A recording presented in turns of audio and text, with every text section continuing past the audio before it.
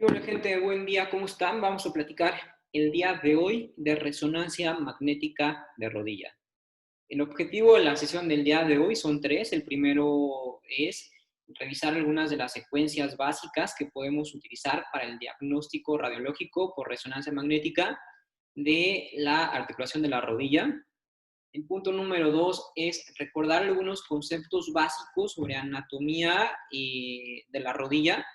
Y punto número tres, revisar algunas lesiones típicamente encontradas tras el rastreo y evaluación con este tipo de métodos de diagnóstico.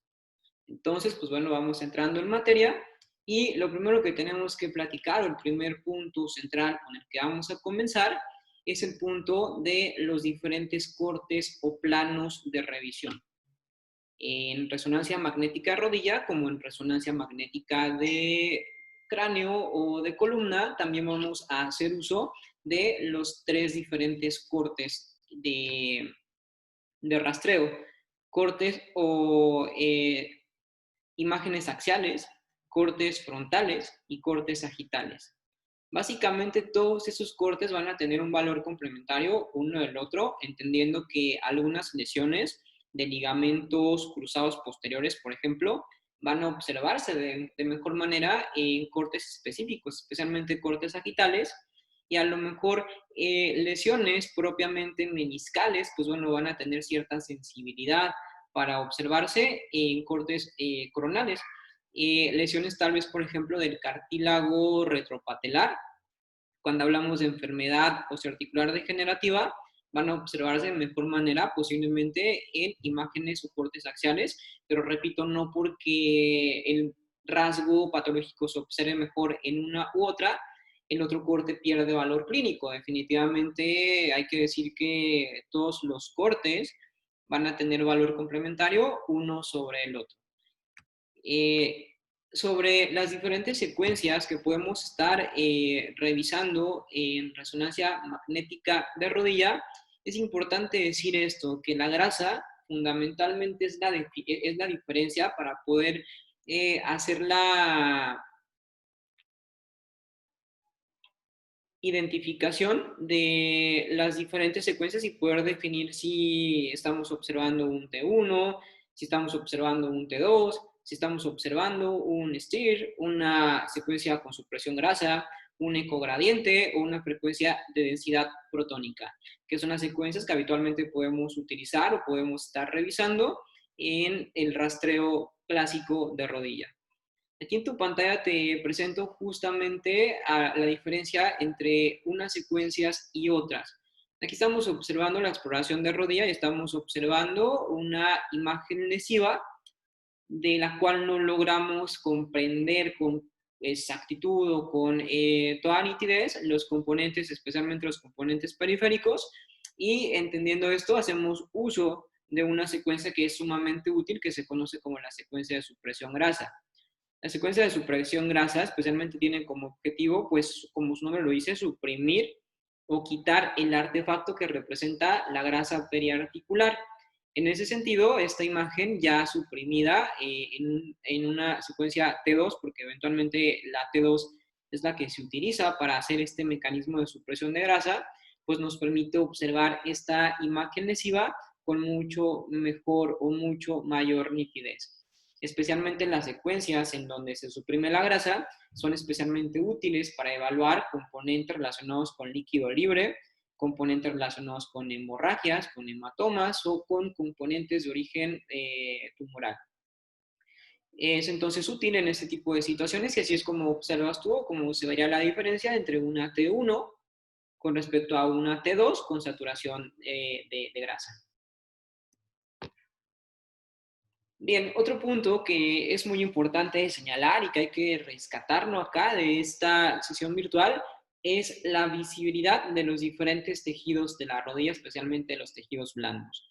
Es importante decir que de manera general en las diferentes secuencias, llámese T1, T2, STIR, densidad protónica, supresión grasa o lo que sea, vamos a estar observando a los tejidos como los tendones, los ligamentos, los meniscos o la cortical completamente hipointensa. Esto es completamente negro u oscurecido los componentes anatómicos, puesto que no van a tener efectos de señalización. ¿Esto por qué pasa? Esto pasa habitualmente porque estos tejidos están constituidos potencial y porcentualmente hablando de colágeno. El colágeno es definitivamente la proteína que mayor porcentualización presenta a nivel del contenido histológico de los ligamentos, meniscos, tendones y corticales, y consecuentemente por ese dato, por ese motivo es que vamos a estar observando imágenes completamente hipointensas, como lo estamos observando aquí en el caso de los meniscos, como lo estamos observando aquí en el caso del ligamento cruzado posterior, y como lo estamos observando aquí en el caso de las corticales óseas. ¿Vale? Bien, otro punto que creo que es importante señalar es cómo vamos a estar observando los diferentes tejidos en las diferentes secuencias. Te pongo aquí en tu pantalla las 3 secuencias posiblemente más habituales o más usualmente utilizadas en la práctica convencional. Es importante señalar que la secuencia que se utiliza depende completamente del equipo con el que se está haciendo el estudio o depende de la protocolización que se tiene en el hospital o en el núcleo diagnóstico en donde se está haciendo el estudio. Esto es, hay protocolos en donde por default, siempre que se hace un estudio de rodilla, se incluye T1, T2 y densidad protónica.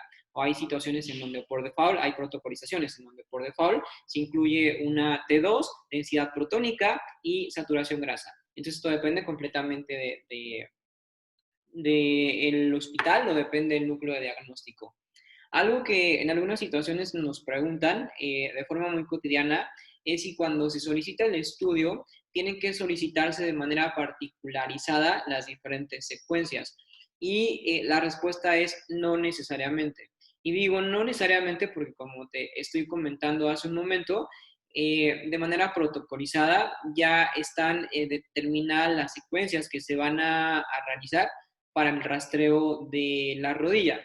Sin embargo, si tú por alguna causa consideras necesario o consideras pertinente que algunas de las secuencias de las que ya hace un momento te he platicado te puede ser útil para aproximarte a tu diagnóstico, se puede pedir de manera particularizada la secuencia que estás necesitando.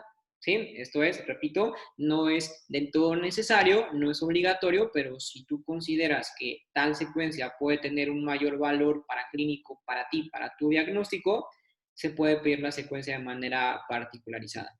¿Vale? Y en teoría, pues bueno, no tendría costo extra. Bien, sobre los diferentes componentes que estamos observando en el rastreo de rodilla, tenemos a componentes de tejido óseo, tenemos a componentes de tejido cartilaginoso, tenemos a componentes de tejido blando. Especialmente cuando hablamos de los componentes óseos, hablamos especialmente de 2 subcomponentes, del hueso cortical y del hueso medular o de las estructuras medulares.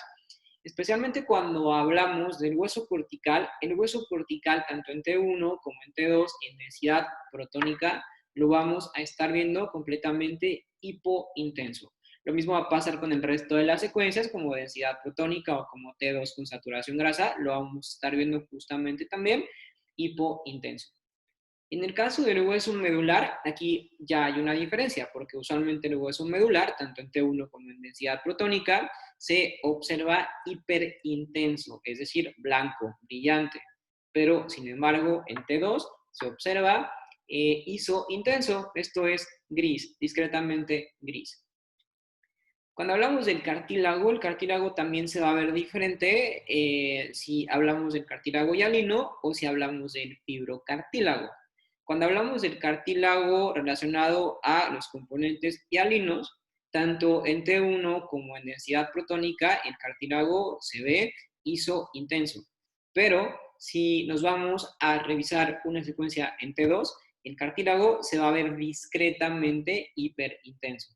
Caso contrario al fibrocartílago, que prácticamente en T1 en densidad protónica y en T2 lo vamos a estar viendo completamente hipointenso. En el caso del líquido sinovial, el líquido sinovial tanto en T1 como en densidad protónica lo vamos a estar viendo isointenso.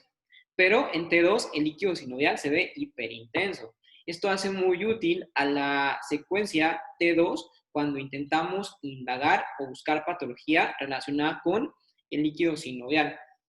especialmente lesiones de la cápsula en donde estemos teniendo derrame masivo de líquido sinovial. Definitivamente T2 va a ser la mejor secuencia para estar observando ese tipo de rasgos patológicos.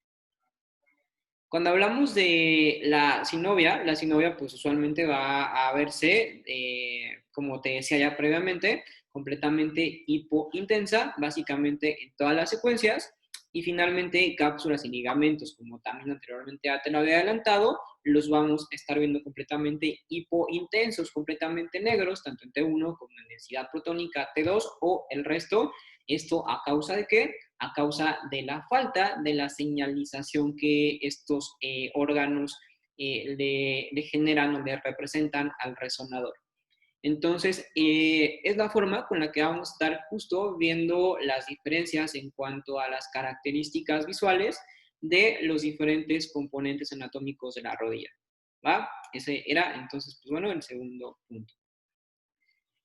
Bien, este siguiente punto, que es el punto de la anatomía radiológica y la anatomía humana. Es importante que para poder hacer diagnóstico y para poder evaluar y rastrear elementos anatómicos en radiología, pues sepamos las bases particulares de la anatomía humana, en este caso de la anatomía de rodilla. Por eso justamente vamos a dar un repaso muy breve sobre los diferentes componentes anatómicos que construyen la arquitectura de la rodilla. Y bien, principalmente si hablamos de huesos, pues bueno, la rodilla se compone de 4 huesos, que es el fémur por acá señalado de este lado, la tibia por acá señalada con mi cursor, el peroné señalado con mi cursor en este momento, y la rótula o patela señalada con mi cursor ahora en este momento. En cuanto a componentes musculares, pues bueno, la imagen únicamente nos presenta componentes relacionados con el cuádriceps, especialmente vasto interno y vasto externo. No son obviamente los únicos, creo que pues bueno, ustedes que están por allá atrás viéndome son más expertos posiblemente en músculos que yo. Entonces, ya saben o conocen todos los músculos que integran a la rodilla. Por cuestiones de tiempo, pues no nos da la posibilidad para poder hablar de todos. En cuanto a componentes de tejido blando, tenemos algunos varios, tenemos especialmente a componentes tendinosos, en donde encontramos a 2 tendones especialmente interesantes, importantes, cuando hablamos propiamente del mecanismo extensor de la rodilla, que es el tendón del cuádriceps y el tendón infrarrotular por acá de este lado. En cuanto a ligamentos, tenemos 4 ligamentos diferentes en la rodilla. Tenemos al ligamento cruzado anterior por acá de este lado, tenemos al ligamento cruzado posterior por acá de este lado y tenemos también a los ligamentos colaterales. Tenemos al ligamento colateral externo y tenemos al ligamento colateral interno por acá de este lado. Y la otra estructura que vamos a estar observando acá en esta imagen son los meniscos. Los meniscos tanto en su porción externa como en su porción medial por acá de este lado. ¿Vale? Ahora a continuación vamos a platicar algunas de las características más importantes de los meniscos y los diferentes componentes anatómicos que ahora te acabo de señalar. Estas estructuras anatómicas definitivamente no son las mismas y cuando hablamos de resonancia de rodilla, al ser un método muy preciso, muy minucioso que nos permite observar todos y cada uno de los lugares o sitios arquitectónicos de la rodilla, pues tenemos que hablar definitivamente de todas las estructuras que componen justo a la rodilla y algunas o un grupo de estructuras que de pronto se pasan a la ligera o que no se toman mucho en cuenta y de las cuales poco se sabe es de los ligamentos patelares. Los ligamentos patelares y el retináculo son definitivamente también estructuras anatómicas de alta importancia, especialmente puesto que son las encargadas potencialmente de darle estabilidad a la estructura patelar. Entonces es importante señalarlos, por acá te puse una imagen en donde estamos viendo justo una disección de la rodilla y estamos observando a los diferentes ligamentos. Si hiciéramos una evaluación exploratoria a nivel de palpación, estaríamos palpándolos, observándolos en la siguiente disposición topográfica que estás observando tú aquí en tu pantalla. Estamos observando especialmente el retináculo por acá arriba, estamos observando también al ligamento patelofemoral medial por acá de este lado, estamos observando al ligamento patelomeniscal medial que estaría terminando justamente o insertándose en la posición del menisco. Y estamos observando por acá también de este lado al ligamento patelotibial medial por acá proyectado hacia la parte inferior. Y estos son los ligamentos que encontramos en la parte medial, pero hay que recordar que estos mismos ligamentos los vamos a encontrar como estabilizadores externos en la región externa de la rodilla. ¿Sale? Entonces es importante que los conozcamos, a pesar de que ciertamente en los estudios de resonancia magnética, en la mayoría, es complicado, evaluarlos, o de pronto se requiere un poquito de mayor destreza para estar revisándolos, puesto que la disposición anatómica no facilita la visibilidad o la visualización práctica a nivel de las diferentes secuencias. Pasa también que el retináculo medial o el retináculo posterior de pronto tapa o de pronto entorpece un poquito la visibilidad, especialmente el ligamento patelofemoral medial, pero pues bueno, con práctica se puede estar observando. Y tenemos pues justamente aquí también, repito, una porción del retináculo, en este caso medial. Y acá en esta imagen, pues bueno, vemos algunos ligamentos que también cuestan definitivamente bastante trabajo revisarlos, pero no por eso es imposible, que son los ligamentos meniscales, especialmente los ligamentos que se encuentran hallados en el interior de la articulación femorotibial. Entonces, pues los podemos llegar a ver acá. Bien, esta imagen de a continuación, pues bueno, nos permite señalar radiológicamente a las diferentes estructuras que ahorita justo acabamos de mencionar, justo lo que acabamos de platicar, pero ya a nivel radiológico, ya un poco más especializado y un poco más centrado en lo que es la anatomía radiológica por resonancia magnética. Y aquí estamos observando en este corte que es un corte axial a dos de los huesos principales de la rodilla, que es el fémur por acá de este lado, y por acá de este lado estamos observando a la patela o a la rótula. Estamos observando también algunas otras estructuras como el retináculo medial por acá de este lado, señalado con rojo. Estamos observando por acá de este lado el retináculo lateral señalado también con rojo. Estamos observando también a las estructuras facetarias de la patela, a las estructuras facetarias retropatelares, por acá la medial y por acá la lateral. Estamos observando también acá muy definidamente a el espacio cartilaginoso, esto corresponde o forma parte del cartílago retropatelar, el cual en algunas secuencias se puede ver de hecho un poco mejor y existen de hecho secuencias especializadas para el diagnóstico e evaluación del cartílago articular, especialmente cuando hablamos del retropatelar. Algunos otros componentes musculares y tendinosos los estamos viendo acá en esta imagen, especialmente por acá de este lado, del lado lateral o en el marco lateral. Estamos observando a tres porciones tendinosas de músculos muy conocidos que seguramente la mayoría pues, bueno, ya maneja perfectamente, que son los tendones o las porciones musculotendinosas pertenecientes a la pata de ganso. Y encontramos por acá de este lado al sartorio, ubicado o señalado con una coloración un poco, no sé si es amarillo o café. Aquí, de este lado, estamos observando por acá de este lado al recto interno, también conocido como gracil o gracilis, no sé cómo lo conozcan ustedes. Yo particularmente siempre lo he manejado como gracilis, pero el término de recto interno también es un término aceptado y correcto. Y finalmente por acá de este lado estamos observando al semitendinoso. ¿Sale? El semitendinoso que también forma parte de la pata de ganso, recordamos entonces, sartorio por acá de este lado, recto interno gracilis por acá de este lado y semitendinoso por acá de este lado. Algunos otros músculos que también estamos justo observando en esta imagen pertenecen a el semimembranoso por acá de este lado, en la parte anterior. Es importante señalar esto, que el semimembranoso siempre va a estar anteriorizado al semitendinoso y el tamaño del semimembranoso es un tanto más amplio que el tamaño del semitendinoso. Es la mejor forma para poder diferenciar a uno y a otro. Encontramos por acá también una región muscular, encontramos un corte muscular del gastrocnemio, y por acá de este lado estamos observando con una coloración verde al bíceps femoral. En esta imagen central estamos observando lo que corresponde al paquete vasculonervioso, ¿va? Entonces, pues bueno, lo que estamos observando en esta imagen y es un poquito de traspolar la anatomía que previamente ya conocemos y ya hemos comprendido a las imágenes de diagnóstico por resonancia magnética. Dos de las estructuras que vale la pena definitivamente señalar e invertir un poco más de tiempo en ellas son los ligamentos cruzados, especialmente el ligamento cruzado anterior y el ligamento cruzado posterior. Esto por la alta incidencia que existe con respecto a los mecanismos de lesión que el paciente pueda estar presentando. Definitivamente uno de los principales motivos de consulta que tenemos hoy por hoy es las lesiones del ligamento cruzado anterior, con una mayor incidencia en la mayoría de los casos del ligamento cruzado anterior. Esto, repito, por ciertos mecanismos de lesión tipificados que solemos ver muy comúnmente, de forma muy ordinaria. Los ligamentos, pues como te decía, los vamos a ver en diferentes cortes o en diferentes secuencias, especialmente en secuencias T1, secuencias T2, solemos ver y solemos ver con una buena nitidez y con un buen detalle a los ligamentos cruzados anteriores y posteriores, y especialmente los cortes sagitales. Son cortes que pueden llegar a ser bastante o muy útiles para la evaluación de los componentes ligamentarios. ¿Qué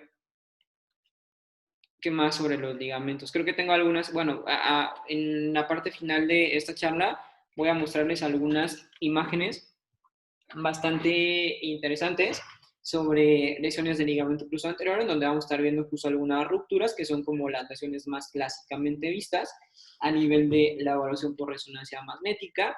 Es importante, pues, nada más señalar tal vez posiblemente que el ligamento cruzado anterior se inserta a nivel del cóndilo externo, por acá de este lado, en tanto el ligamento cruzado posterior se inserta en sentido contrario en el cóndilo interno, que son como algunas de las situaciones que tenemos o que es importante mencionar, puesto que anatómicamente pues, vamos a estar viendo insertados en diferente posición, uno en un cóndilo, otro en otro cóndilo. Y bien, ¿qué más? Creo que, pues bueno, sobre anatomía, especialmente general, creo que era como un poco de lo básico. Vamos a empezar a ver ya algunas imágenes para poder estar identificando algunas estructuras anatómicas y que me vayan siguiendo con ello. Bien, este tipo de cortes, que son cortes sagitales, me van a ser útiles, ya lo decía hace un momento, para la evaluación del ligamento cruzado anterior y posterior, pero también me pueden ser muy útiles para la evaluación del menisco. El menisco se observa con una buena nitidez a nivel de los cortes sagitales. Acá en esta imagen, pues bueno, me resulta interesante platicarles sobre la diferenciación entre los diferentes espacios condilares o las diferentes posiciones, porque a lo mejor si tú ves ahora esta imagen, pues bueno, no puedes definir posiblemente cuál es el menisco externo y cuál es el menisco interno, esto porque pues no estás teniendo una gran referencia.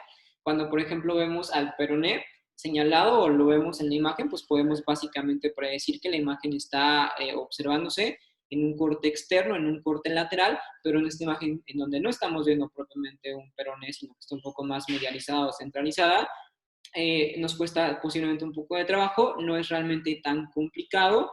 El hallazgo radiológico que les puedo comentar y que les puede ser útil para definir justamente cuál es el menisco interno y cuál es el menisco externo es el siguiente, es especialmente la posición de, más que la posición, la arquitectura o la forma o morfología de la meseta tibial.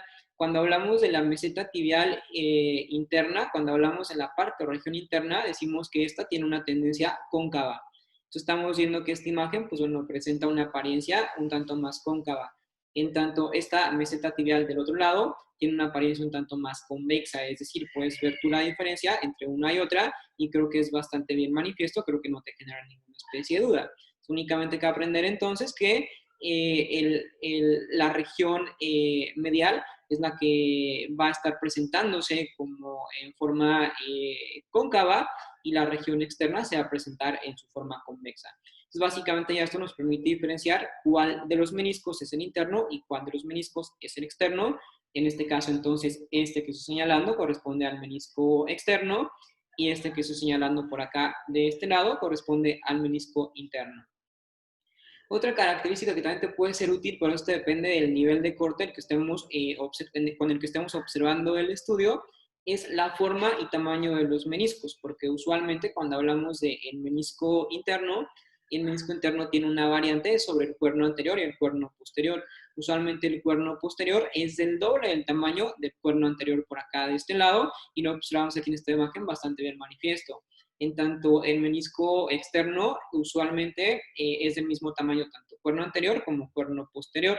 Es otra de las ideas o de los tips que te puedo dar para que puedas diferenciar a un menisco en relación al otro menisco. Es importante señalar que morfológicamente hablando, los meniscos son diferentes. En el caso del menisco interno, el menisco interno tiene una forma de luna y el menisco externo tiene una forma un tanto más circular. Esto hace que obviamente en la apariencia pues los veamos discretamente diferentes. A nivel de la configuración funcional también son diferentes. Son diferentes, ¿por qué? Porque el menisco externo es eventualmente más profuso y tiene una mayor perfusión sanguínea. Es decir, la nutrición que éste está recibiendo de manera paulatina, pues bueno, es a través de diferentes elementos vasculares. En tanto, el menisco interno no tiene una gran vascularidad, no tiene una gran profusión, y usualmente se mantiene o se nutre a partir del líquido sinovial. Entonces, esto es muy interesante, es muy importante señalar o comentar porque cuando hablamos de lesiones, definitivamente las lesiones del menisco externo tienen per se una mejor posibilidad, un mejor pronóstico de recuperación. ¿Esto por qué? Porque recuerden que los mecanismos de reparación tisular son dependientes de la vascularidad o de la perfusión sanguínea, entendiendo que la perfusión sanguínea pues bueno, va a llevar a ese menisco los mecanismos o factores de regeneración tisular para que este menisco cicatrice de manera adecuada y pueda recuperarse de forma adecuada o de forma esperada. En tanto, en el caso del menisco interno, al no tener esas características funcionales, pues le va a costar un poco más trabajo el hecho de mejorar o de tener una buena evolución. Lo paradójico del asunto es que en muchas de las situaciones, en un gran porcentaje, pues la incidencia de lesiones de menisco interno puede llegar a ser incluso mayor a las lesiones de menisco externo. ¿Sale? Es importante y muy importante también señalar que algunas lesiones no particularmente propias del menisco pueden lastimar el menisco, especialmente lesiones del ligamento cruzado anterior o posterior, pueden generar o promover lesiones meniscales o lesiones, por ejemplo, el semimembranoso, también pueden llegar a promover lesiones meniscales. Esto en el entendido de que el semimembranoso, pues bueno, tiene una red aponeurítica que recubre todo o recubre especialmente la parte posterior del menisco. Entonces, el menisco, repito, pues no únicamente se lesiona a partir de micro lesiones traumáticas repetitivas y osteodegenerativas o de lesiones traumáticas contundentes, sino que también puede haber otro tipo de situaciones que pues bueno, traen consigo conflictos a nivel de lesiones de menisco.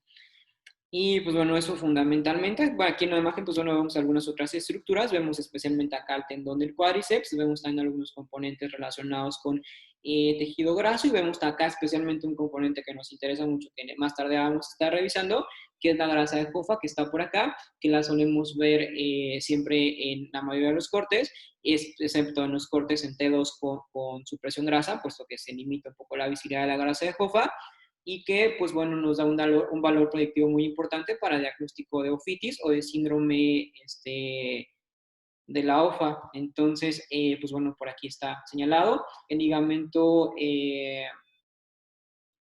infrapatelar también por aquí identificado perfectamente y bien definido.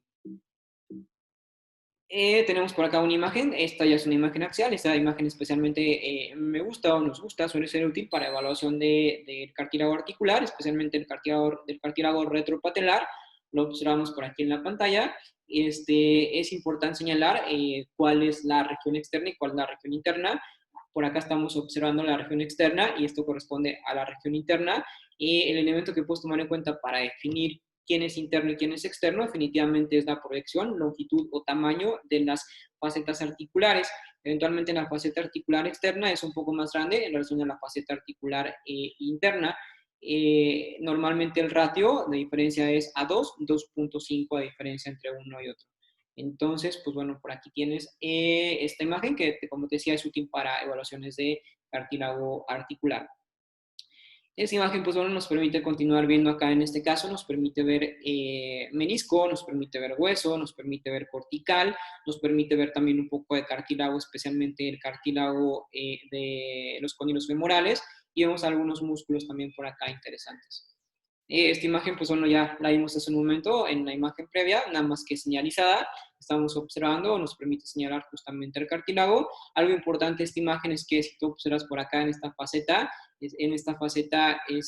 medial, estamos observando que no existe una configuración cartilaginosa tan densa como en el caso del resto de las regiones. Esto es normal, normalmente acá en este espacio solemos ver una disminución del grosor articular, del grosor cartilaginoso más bien, y esto es completamente normal, es anatómicamente esperado. ¿Sale? Y por acá vemos un poquito también de los retináculos. Retináculo medial y retináculo lateral. Por acá en esta imagen, que es una imagen en coronal, observamos también un poco de los meniscos por acá, de este lado señalado, y un poco de los ligamentos, pero definitivamente en lo personal, cuando hablamos de ligamentos, yo prefiero siempre las versiones en cortes sagitales. Especialmente estas, en donde aquí podemos observar al ligamento cruzado posterior, señalado aquí en esta imagen, y por acá al ligamento cruzado anterior. ¿Vale? Así es como se ven, como te decía, al no captar señal, los vemos completamente hipointensos, y la característica clásica que debemos de buscar siempre es que todo el trayecto sea un trayecto completamente homogéneo, completamente negro. Acá en esta imagen podemos observar justamente lo que acabamos de platicar, que son el ligamento cruzado posterior, ligamento cruzado posterior, ligamento cruzado anterior, ligamento cruzado anterior, y por acá estamos observando un poco de los meniscos, ¿sale? Este es espacio meniscal, espacio meniscal, espacio meniscal y espacio meniscal, ¿sale? Y aquí es en donde justamente podemos ver una lesión de ligamento cruzado, acá estamos hablando de ligamento cruzado posterior, así es como usualmente lo veríamos, esta es una imagen completamente magnificada, y así es como se ve justamente la pérdida de la congruencia de ese ligamento relacionado con una ruptura completa ligamentaria. Por acá tenemos, pues bueno, también una lesión representativa, y por acá tenemos también una lesión representativa, ¿sale? Por aquí tenemos al ligamento. En relación a los meniscos, pues bueno, así es como vemos justo una lesión de menisco. En la imagen que está a tu izquierda estamos observando cómo se ve un menisco normalmente, y por acá estamos observando cómo se aprecia un menisco ya lastimado, especialmente un menisco fracturado. Podemos tener diferentes fracturas de menisco, existen fracturas longitudinales, fracturas transversas, fracturas en colgajo, fracturas de corno anterior, fracturas de corno posterior, y pues bueno, las diferentes imágenes complementarias nos van a permitir identificar de manera un tanto más precisa qué tipo de lesiones, qué tipo de fractura presenta el paciente, y pues claramente que la artroscopia, pues bueno, también ya como recurso quirúrgico, pues nos ayuda o colabora pues con el diagnóstico preciso del tipo de fractura propia que el menisco presenta. Aquí estamos observando entonces una lesión meniscal, ¿sale? Como tú estás viendo por acá, se pierde un poco la congruencia y la coloración o el nivel de señal. Por acá tenemos algunas otras imágenes, algunos cortes particularmente axiales pueden ser también útiles para la evaluación de menisco. En lo personal, yo prefiero los cortes sagitales y los cortes coronales, pero definitivamente los cortes axiales también pueden tener un poco de valor clínico complementario para el diagnóstico más preciso, ¿va? Y pues bueno, por aquí tienes otra imagen también de un menisco lastimado.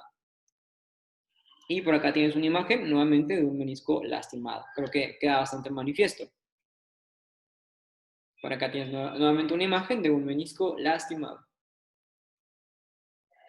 Y bien, ya casi para finalizar, lesiones de la grasa de Hoffa. La grasa de Hoffa, como previamente te platicaba, pues bueno, es un elemento anatómico que está bastante menospreciado, difícilmente lo evaluamos, y es sumamente importante puesto que ciertos síndromes retropatelares pueden estar justamente relacionados con una ofitis o con un síndrome de la Hoffa, y pues bueno, podemos llegar a confundir justamente y a estar pensando en lesiones osteodegenerativas de rodilla, cuando en realidad pues bueno, el problema proviene a partir de una lesión de la grasa, en donde en esta imagen pues justamente estamos viendo diferencias en la configuración justo de la grasa de Hoffa, y por acá estamos viendo pues ya cambios hipertróficos relacionados con la grasa de Hoffa, lo cual pues uno le va a promover al paciente pues un dolor, repito, muy parecido a los dolores típicos del síndrome retropatelar o el síndrome del tendón infrarrotular.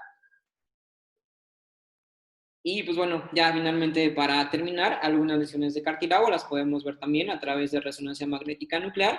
Acá observamos diferentes grados. A nivel de radiología simple podemos también encontrar hallazgos interesantes, importantes, sobre anatomía, lesiones de cartílago. Hay algunas otras tablas que nos permiten estratificar a las lesiones de cartílago a partir de imágenes simples, pero pues bueno, acá en resonancia la tabla o la estratificación es con respecto a 3 grados, grado 1, grado 2 y grado 3.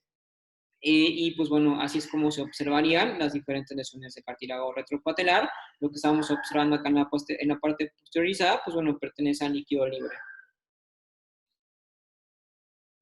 Por acá en esta imagen, pues volvemos justo a ver lesiones de cartílago relacionadas con un aumento también en el líquido articular que, como verás aquí en la pantalla, pues incrementa la señal y nos promueve pues una hiperseñal. Por acá vemos también lesiones propias de cartílago, así es como justamente se ven. Como te decía, pues bueno, lo que tendríamos que estar evaluando es que el cartílago se observe con una determinada homogeneidad, que se observen todos los componentes o todo el trayecto del cartílago completamente homogéneo, completamente bien definido, y cuando perdemos justamente la definición y el estatus homogéneo del cartílago, pues es cuando hablamos o podemos hablar de lesiones.